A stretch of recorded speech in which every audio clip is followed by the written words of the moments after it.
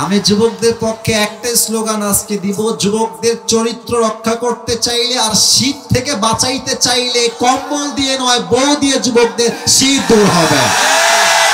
আমি আমার আব্বাজানদেরকে পায়ে হাত থেকে বলতে চাই, আব্বাজান এই যে স্লোগান দেন, তোরে নিজের পায়ে দাঁড়াতে হবে আগে, তার আগে তোর বিয়ে হবে না নে। এই স্লোগান বাদ দিতে হবে ভাই। প্রথম কথা কতি হবে যে তুই বিয়ে কর, তোর যা আমি তোর বাপ তোকে দিয়ে দিব, যা। এটাও যদি বাপের স্লোগান হয়, বিয়ের ক্ষেত্রে যুবকদের 80% যুবকরা জেনার থেকে বেঁচে যাবে। যুবক ভাড়া আমার না, বাপদেরকে বলে আসলে বেশি একটা লাভ নাই। বেশিরভাগ মেয়েদের মধ্যে সমস্যা আজকে। তুমি দেখবা যে মেয়েরা টাকা পাইলে টাকলার সঙ্গে বিয়ের পিড়িতে বসে যায়। আর আমি সব মেয়েকে এক পাল্লায় মাপি না। I don't measure everyone equally. Everyone has different kind of personality. সবার ব্যক্তিত্ব একরকম নয়, এক একজন এক এক রকম। বাট আমাদের দেশে কিছু সংখ্যক মেয়েদের রুচি এতটা নিচে নেমে গেছে, এরা দিনদার নয়, গাঞ্জাখোর দেখলে পছন্দ করে। আর কিছু মেয়ে আছে দেখবা যে এরা আইফোন 16 প্রো ম্যাক্স পাওয়ার জন্য কক্সবাজার পর্যন্ত চলে যায়। এরকম মেয়ে তো যশোরে অন্তত নাই। যদি থেকেও থাকে আল্লাহ হেদায়েত দান করুন। সকলে পড়েন আমিন। আমাদের স্লোগান হবে একটা, আমার বউ সে হবে না যে দিনবিহীন হবে, আমার বউ সে হবে না যে চরিত্রহীন হবে, আমার বউ সে হবে দেখতে কম সুন্দর হলেও চলবে, বা চরিত্রে দিনদারিত্বে চুল পরিমাণ কোনো ছাড় হবে না। ঠিক কিনা বলেন? আল্লাহ যুবকদেরকে বোঝার তৌফিক দান করুন। পড়েন আমিন। আমরা আজ কোরআন থেকে আলোচনা পেশ করব। 3টা তাকবীর শেষ হবে। প্রথম তাকবীর দিবেন আমার যশোরের মনিরামপুরের বিবাহিত ভাইরা। দ্বিতীয় তাকবীর দিবেন আমার প্রিয় সিঙ্গেল ভাইরা। দেখবো আজ কাদের জোর কত বেশি। বিবাহিত ভাইরা কাশি দেন।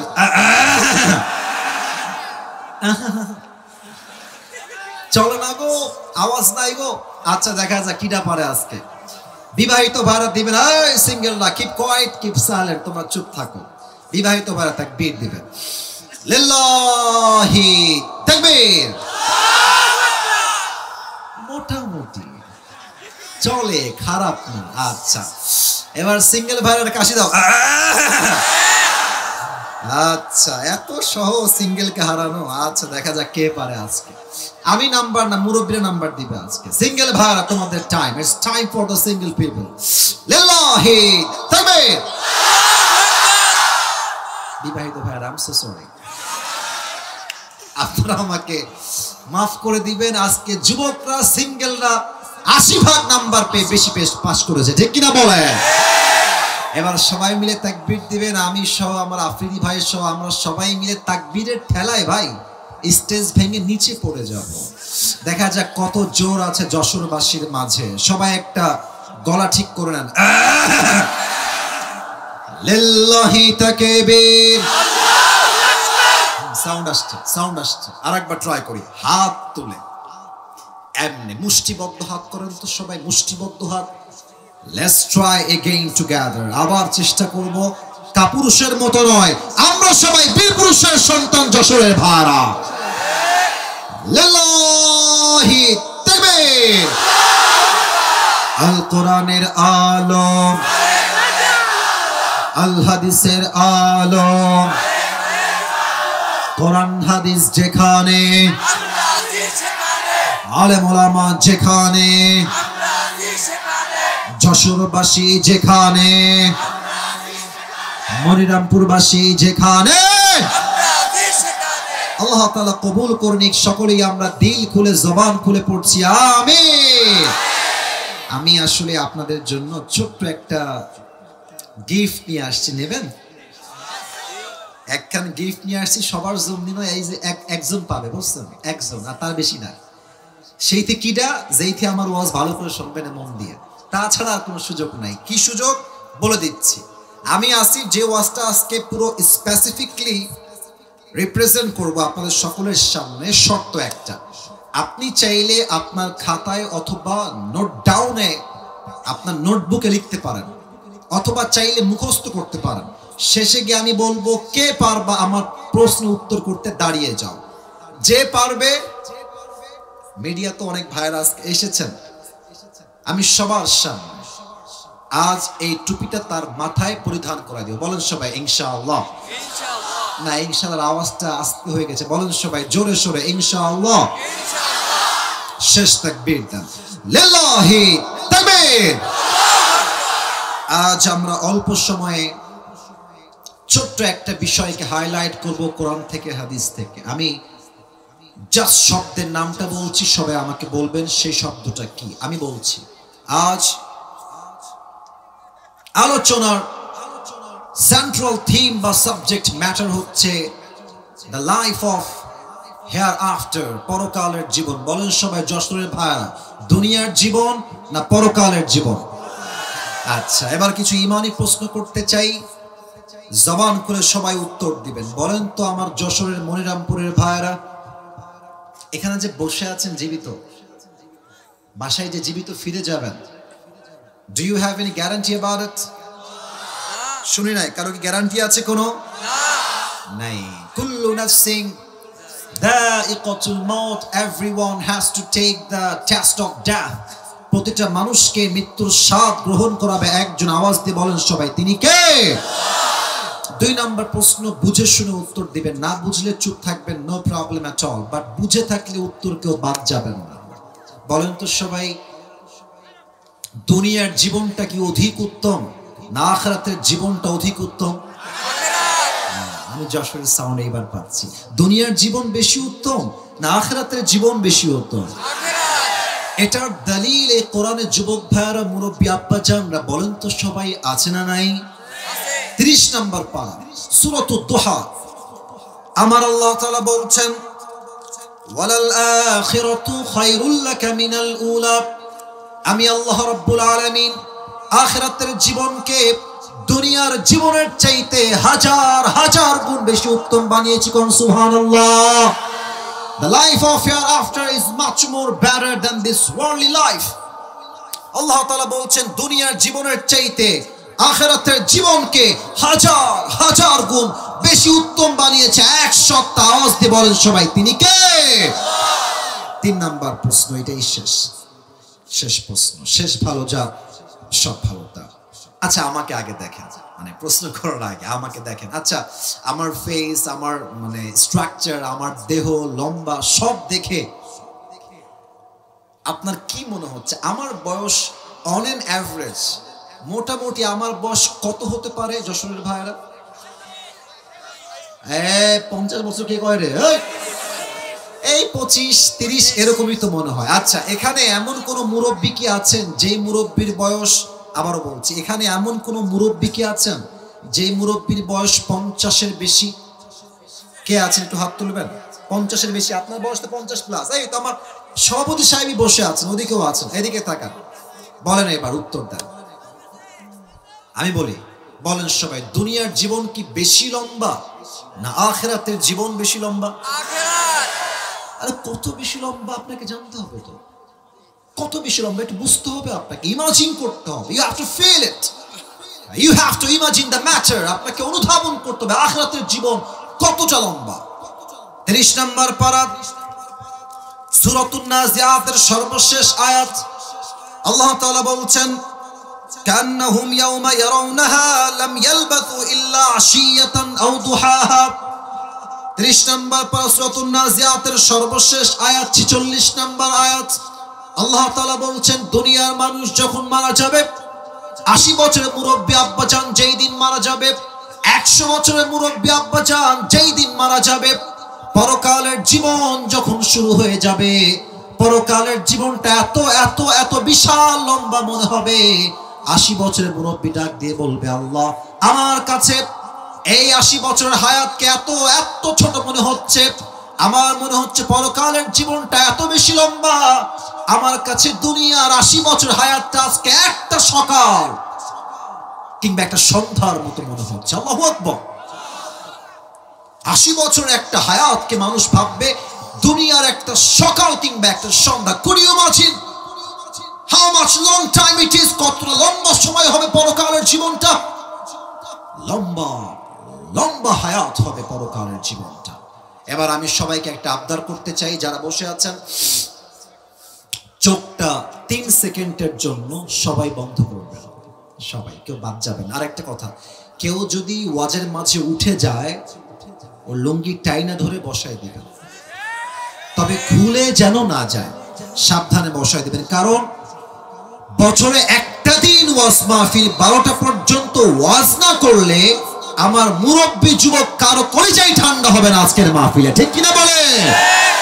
আমি কিন্তু সবার দিকে চোখ দিয়ে আছি, কেউ যেন উঠে না যায়। আবারও বলছি, সবাই চোখটাকে জাস্ট 3 সেকেন্ডের জন্য বন্ধ করবেন। কেন বন্ধ করবেন আমি বলছি। এই পরকালের জীবনটাকে আমি কয়েকভাবে হাইলাইট করব। আবার বলছি, পরকালের জীবনটাকে আমি ভাগাভাগি করে হাইলাইট করব। আমি আজকে বলবো যে পরকালের জীবনটা শুরু হবে কেমনে, আমাদের মৃত্যুটা হবে কেমনে, আমাদের মৃত্যুটা আমরা মালাকুল মউতকে ফেস করব কেমনে, যুবকের মৃত্যু কেমন হবে, নামাজি বান্দার মৃত্যু কেমন হবে, বেনামাজির মরণটা কেমন হবে, কবরের জীবন যে শুরু হবে, হাউ ইট উইল স্টার্ট, পরকালের জীবনটা শুরু হবে কেমনে, আমরা যে আবার দুনিয়ার জীবন থেকে বিদায় নেওয়ার পরে জীবিত হব, আমরা আবার জীবিত হব কেমনে, সেই যে বিচার দিবস কায়েম হবে, বিচার দিবসটা কায়েম হবে কেমনে, হিসাব হবে কেমনে, মিজানের পাল্লায় আমলনামা ওজন হবে কেমনে, আমরা জান্নাতে যাব কেমনে, জাহান্নামে যাব কেমনে, এই পুরো টপিকটাকে ইন ডিটেইলস আমি আজ কোরআন থেকে হাদিস থেকে হাইলাইট করব। বলেন সবাই দিল থেকে ইনশাআল্লাহ। এবার চোখটা সবাই বন্ধ করুন, আমিও বন্ধ করছি সবার সাথে। 3 গোনার পরে খুলবেন। চোখ বন্ধ। 1 2 3 চোখ খুলেন। সবাই চোখ খুলে আমার চেহারার দিকে সবাই তাকান। আজ আমরা বসে আছি যশোরের মনিরামপুরের দোদারিয়ার জমিনে। আমরা বসে আছি ঠিক রাস্তার সাইডে। আচ্ছা, যশোরের যে বিশ্ব রোড বা হাইওয়ে রোডটা আছে, যে হাইওয়ে রোড দিয়ে আমরা ঝিনাইদহ যাই, চুয়াডাঙ্গা যাই, খুলনাও যাই, আমার দোদারিয়ার ভাইয়ারা, মনিরামপুরের ভাইয়ারা, কথা একটু বুঝে শুনবেন। ঠিক বলাটা ইটস নট মাস্ট, আপনি বললেও হবে না বললেও হবে, বাট বোঝাটা মাস্ট, বুঝতে হবে। বলেন তো, বিশ্ব রোডে যে গাড়িগুলো যায়, হানিফ, দেশ ট্রাভেলস, ন্যাশনাল, গ্রামীণ, গ্রিন লাইন, এই যে বাসগুলো চলে, ঢাকার কোচ, এর স্পিড বিশ্ব রোডে, হাইওয়ে রোডে কম থাকে না বেশি থাকে? এই তো উত্তর পেয়েছি। কম থাকে না বেশি থাকে? বেশি থাকে। দেখবেন আপনি খুব খেয়াল করে, বাইক যাদের আছে, বাইক যারা চালাও, দেখবা বড় রাস্তায় ট্রাকের ড্রাইভার আমাদের মতো বাইক চালকদেরকে মানুষই মনে করতে চায় না। তুমি যাবা ঠাস করে চাপাই দিবে।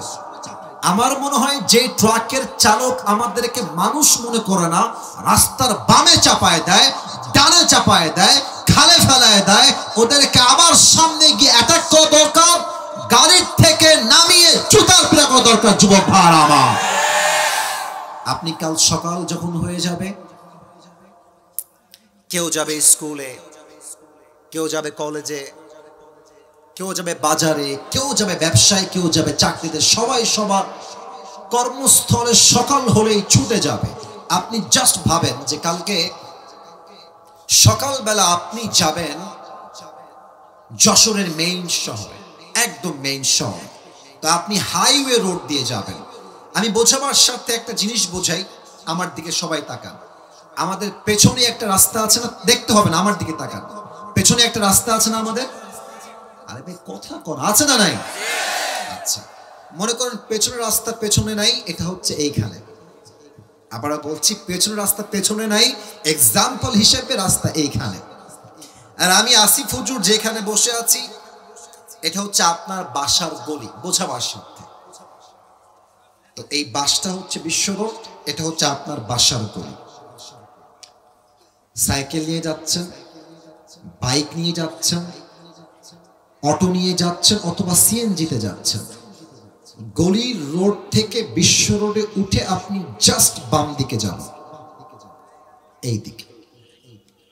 পেছন থেকে হানিফ একটা বাস, তার স্পিড আছে 110। আপনি যখনই সিএনজি রাস্তায় উঠিয়ে বামে যাবেন, আপনার সিএনজি বামে ঘুরাইতে পারেন নাই, জাস্ট এমনি উঠেছে, এমনি আছে। আর ডান দিক থেকে বিশাল লম্বা একটা হানিফ বাস এসে এমন ধাক্কা দিয়েছে আপনার সিএনজি বা অটোতে, সিএনজির ভেতরে বসে থাকা মুরব্বী যুবক এক ধাক্কায় 40 হাত দূরে গিয়ে পড়েছে। আর পড়ার সময় কেমনে পড়েছে? লুক অ্যাট দ্য পজিশন, পড়ার স্টাইল দেখেন, এমনি উড়ে গেছে। এই যে কপালের সাইডটা আছে, এটা সোজা গিয়ে রাস্তার যে পিচ ঢালাও করা শক্ত শক্ত পাথর আছে, কপালটা এত জোরে লেগেছে, কপালটা ফেটে পুরো মাথা ফেটে ফিলকি দিয়ে গল গল গল গল করে রক্ত বের হয়ে পুরো রাস্তা লাল হয়ে রঞ্জিত হয়ে গেছে। আর দোদারিয়ার মনিরামপুরের সবাই বলছে, বের হও বের হও, একটা বড় দুর্ঘটনা ঘটে গেছে, বের হও, কে কোথায় আছো, বের হও। কোন মতে আপনাকে ধরেছে। আর একজন বলছে, অ্যাম্বুলেন্স কল দাও, অ্যাম্বুলেন্স কল দাও, এখন রাইট নাও কল দাও। কল দিয়েছে, খুব দ্রুত অ্যাম্বুলেন্স চলে আসছে। আপনাকে কোনো মতে ধরে যশোরের সদর হাসপাতালে ভর্তি করে দিয়েছে। And you don't have strength to talk with anybody. You are totally and completely senseless. কোনো জ্ঞান নাই, কথা বলার শক্তি নাই। 24 hours কোনো জ্ঞান নাই, কোনো চোখ খোলাখুলি নাই। 24 ঘন্টা পর, দীর্ঘ 24 ঘন্টা পর চোখ খুলেছে। You can't see anything clearly. Everything is, look like it's not clear. ঝাপসা। বাট আপনি বুঝতে পারছেন যে আপনি যে বেডে শুয়ে আছেন, সেই বেডের চাদরের রং হচ্ছে সাদা। যে বালিশে আপনার মাথা আছে, বালিশের কভারটাও সাদা, উপরের ছাদ সাদা, ফ্যান সাদা, দেওয়াল সাদা, everything is look like a white colour, সবই হচ্ছে সাদা। আপনি ভাবছেন, আমি তো ছিলাম যশোরের দোদারিয়াতে, আমি এখানে আসলাম কেমন করে? একটু পরে চোখটা একটু ক্লিয়ার হয়েছে, দেখছেন পায়ের সামনে বিশাল লম্বা একটা গ্লাস ফিটিং করা গেট, আর গেটে লম্বা লাল অক্ষর লেখা আছে, আপনি যে রুমে এখন শুয়ে আছেন, এই রুমটার নাম হচ্ছে ICU। এটা হাসির কথা না। ICU তে কখন নেওয়া হয়? যখন একটা মানুষের আর কোনো আশঙ্কাই থাকে না। Last stage of your life, জীবনের শেষ মুহূর্তে আপনি পদার্পণ করে ফেলেছেন। ওই দিন আপনি কি ভাববেন জানেন? আপনি কি ভাববেন জানেন? ইস, আমি কেন সুদ খাই না, আমি কেন ঘুষ খাই না। প্রত্যেকটা তাগড়া যুবক ভাববে, ইস, আমি রাতের বেলা পর্নোগ্রাফি ব্লু ফিল্ম কেন দেখলাম। প্রত্যেকটা যুবক ভাববে, আমি হারাম রিলেশনশিপ কেন করলাম দুনিয়ার বুকে। প্রত্যেকটা যুবতী মেয়ে ভাববে, ইস, দুনিয়াতে আমি পর্দাশীল কেন হতে পারলাম। আফসোস করবে, হঠাৎ করে দেখবে আইসিইউর যে জানালা আছে, উইন্ডো, জানালা থেকে একজন যুবক আসমান থেকে জমিনে নেমে আসছে। মুরব্বীরা আমাকে বলেন তো, যুবকরা বলেন তো সবাই, যে জমিন থেকে নয় আকাশ থেকে নেমে আসে, সে কি মানুষ হয় না ফেরেশতা হয়? আরে এটা কে রে, কই থেকে আসলো, নাম কি? মাথায় কাজ করবে, এর নাম তো আজরাইল। ওয়াজ কিন্তু এখনো শেষ হয় নাই, মূল পয়েন্টে এখন আসলাম। আজরাইল আসার পরে আমাদের মাঝে দুইটা গ্রুপে মানুষ ভাগাভাগি হয়ে যাবে। এক হচ্ছে নামাজি বান্দা, and number 2 is the death of people, those who do not perform the salah. এক নামাজি বান্দার মরণ, আর এক হচ্ছে বেনামাজি বান্দার মরণ। আপনারা সবাই মিজানুর রহমান আজহারীর নাম শুনেছেন না? আরে ভাই শুনছেন তো, নাম শুনছেন না আপনারা?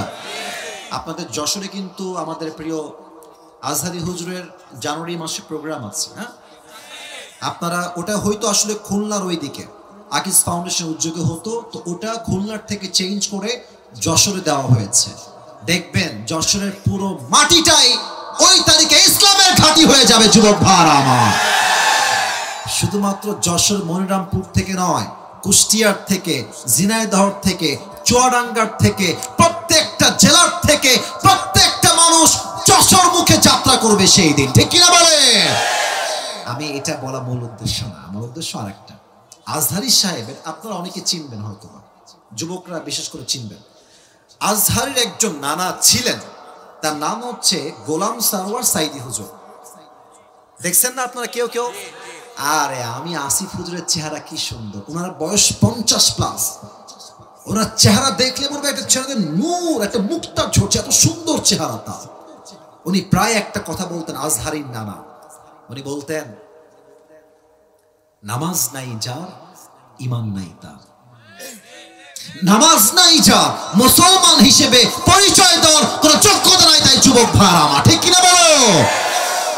নামাজি বান্দার সামনে যখন মালাকুল মউত আসবে, মালাকুল মউতের চেহারার রং হবে সাদা ফর্সা, তার দেহের জামা হবে সাদা জুব্বা, আর তার চেহারায় হবে লম্বা লম্বা চাপদাড়ি, and he will be looking like a very attractive, energetic, handsome young man.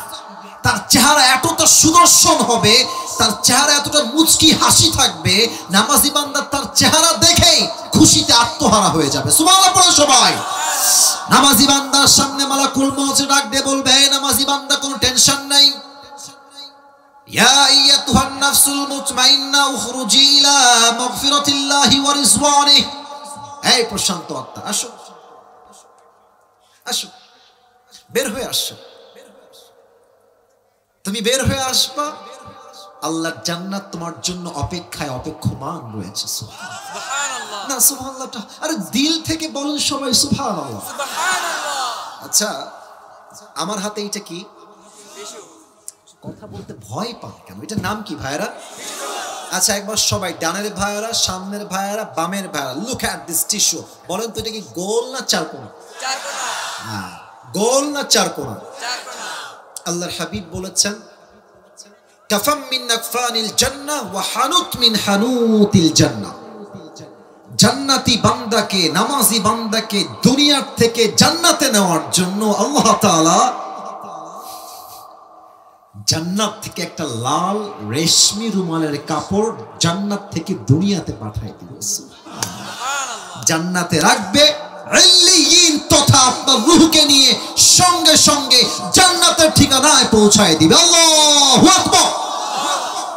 এবার আসেন, বেনামাজি বান্দার মরণ কত ভয়ঙ্কর হবে। আজকের মাহফিলে অনেকে এসেছেন, আপনারা রাগ করবেন না। অনেকে আজকে এশারের নামাজটাও পড়ে নাই, ফজরটাও পড়বে না, লিখে রাখেন আপনি। এশাও পড়ে নাই, বাসায় গিয়ে ঘুমায় যাবে, ফজরটাও পড়বে না। এত লাইট, এত ক্যামেরা দিয়ে কি লাভ যে তাফসীর মাহফিল থেকে মানুষ নামাজই না হতে পারে, ঠিক কিনা বলে? নামাজি বান্দার সামনে মালাকুল মউত আসবে, আমাকে দেখা কেউ মিস করবে না। আমার দিকে তাকান, হাদিসগুলো প্র্যাকটিক্যাল ভাষায় বলা ট্রাই করছি। মালাকুল মউত যখন জমিনে নামবে, দেহের রং হবে নীল, ব্লু কালার, নীলাভ বর্ণের চেহারা।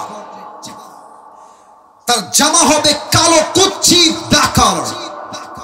তার এক পা থাকবে জমিনে, হেড তথা মাথা থাকবে আকাশ বরাবর, বিশাল লম্বা, বিশাল। বেনামাজি মুরব্বী যখন মালাকুল মউতের কুচ্ছি চেহারা দেখবে, যুবক মুরব্বী দেহটা থর থর থর থর থর থর কাঁপবে। মালাকুল মউত ধমক দিয়ে বলবে, ইয়া আইয়াতুহান নাফসুল খাবিসা উখরুজি ইলা গাযাবিল্লাহ। বেনামাজি বান্দা, বের হয়ে আয়, আল্লাহর গজবের দিকে, জাহান্নামের দিকে বের হয়ে আয়।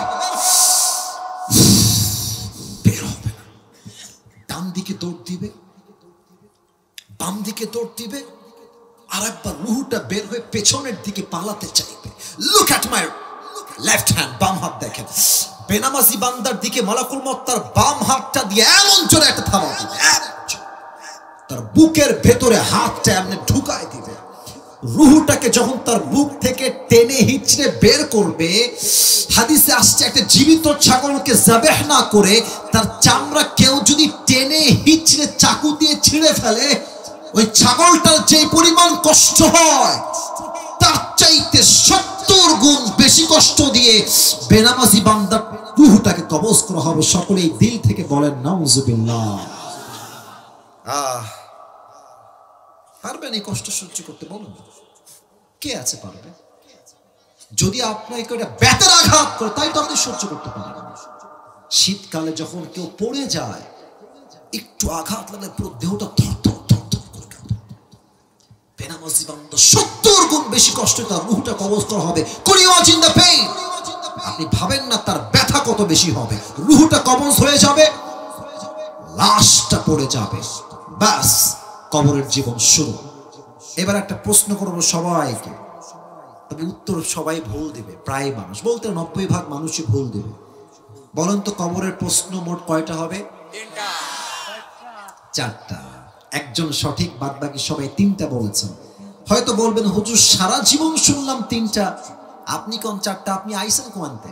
ভাই আছে, 4টা প্রশ্ন আছে। আমি প্রশ্ন করছি, সবাই দাঁড়িয়ে থাকা ভাইরা দাঁড়াই থাকেন, নো প্রবলেম, তবে উত্তরটা দিয়ে না আমাকে। আমি প্রশ্ন করছি, বলেন আমাদের রব কে? এত আস্তে, আবারও শাহাদত আঙ্গুলি উত্তোলন করে বলবেন আমাদের সকলের মুসলমানদের রব কে? আল্লাহ আমার রব। বলেন না, আল্লাহ আমার রব। দমে দমে তনু মনে তারি অনুভব, তোমার দুনিয়াতে আমি যেদিকে তাকাই, অথই নিয়ামতে ডুবে আছি সবাই। পাখ পাখালির কণ্ঠে শুনি তাসবিহ কল রব, তাসবিহ কল রব। আল্লাহ আমার রব, এই রবই আমার সব। রব কে?